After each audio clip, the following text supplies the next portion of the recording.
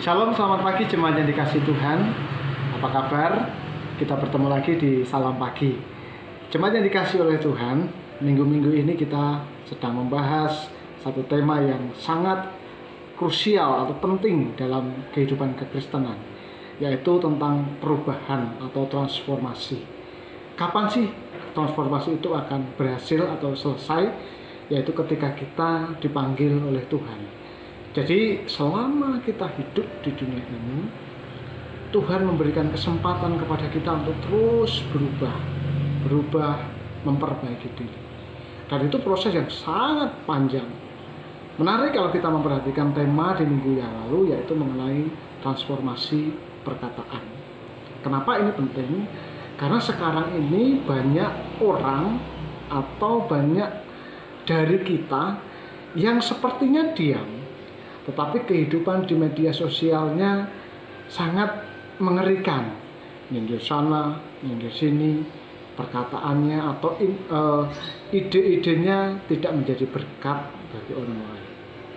Paulus mengingatkan kepada jemaat di Efesus yang dalam konteks manusia baru. Kalau di dalam Efesus pasal yang keempat ayat yang ke-29, Paulus mengatakan demikian. Kalau kalian berbicara, janganlah memakai kata-kata yang kotor.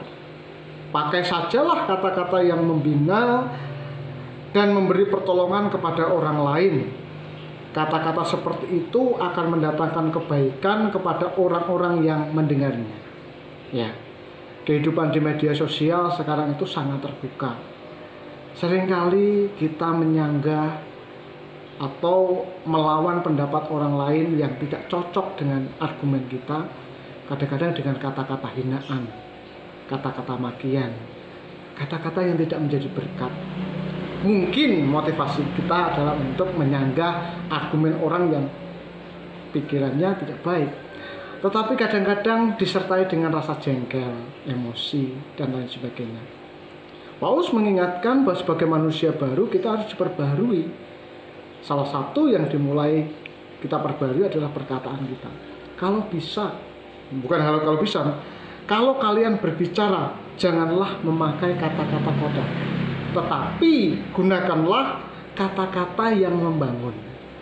Kata-kata kotor itu melukai, dan kata-kata yang melukai itu membekas di hati. Sesuatu yang membekas di hati itu sulit sekali untuk dihilangkan.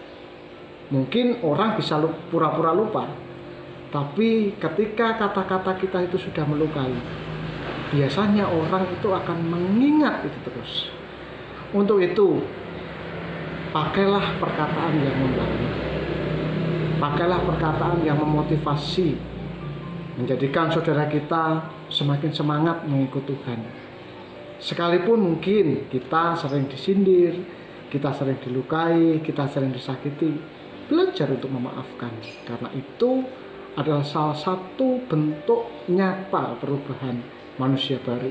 Menarik kalau kita perhatikan di dalam ayat ini, karena kata-kata yang membangun itu justru mendatangkan kebaikan kepada orang-orang yang mendengarnya. Bukan hanya kepada kita, tetapi kepada orang-orang yang mendengarnya itu mendatangkan kebaikan. Jadi mari kita terus belajar memperbaiki diri, berbenah dalam perkataan, dalam kegiatan kita di media sosial.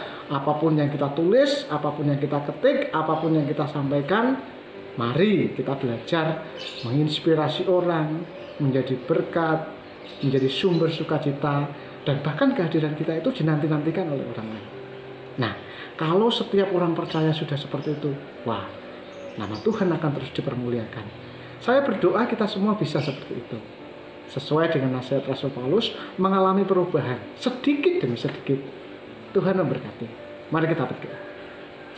Bapa di surga, kami bersyukur kepadamu untuk berkat-Mu yang begitu luar biasa.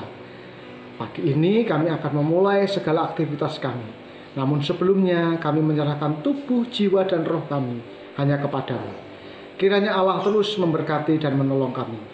Kami berdoa untuk jemaat Tuhan yang sakit, Tuhan sembuhkan, yang saat ini bergumul dalam ekonomi, kiranya Tuhan memberkati mereka.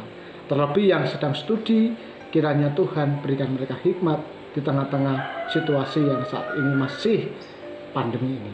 Dalam nama Tuhan Yesus kami berdoa dan bersyukur. Amin.